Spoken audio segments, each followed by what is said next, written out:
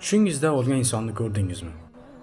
Demak, bugun tushda o'lgan odamni ko'rish 5-qism. Bugun tushda o'lgan odamga qandaydir buyum, misol uchun kiyim, pul va hokazolarni berish haqida gaplashamiz. Xo'sh, umuman olganda, diniy ulamolari tushda o'lgan odamga nimadirni berishni har doim ham yaxshilikka yo'l bermaydi.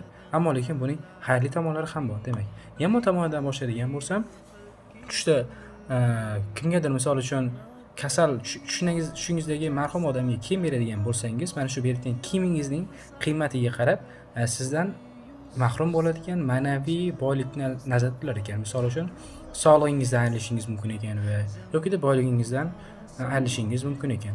Endi shuningdek buning xayrli tomonlari ham bor. Agar siz tushingizda mana shu kiyimni yoki nimadirni ehson sifatida berayotgan bo'lsangiz, tushingizdagi marhum sizdan xayr ehson kutayotgan bo'lar ekan. Shu boisdan siz o'sha marhum uchun haqqiga duo qilishingiz, Qur'on tilovat qilishingiz va sadaqa ehson qilishingiz kerak bo'lar ekan. Albatta, yanada qo'shimcha savollaringiz bo'ladigan bo'lsa, kanalga obuna bo'ling va videoga like bosing, izohlarda savolingizni yozib qoldiring.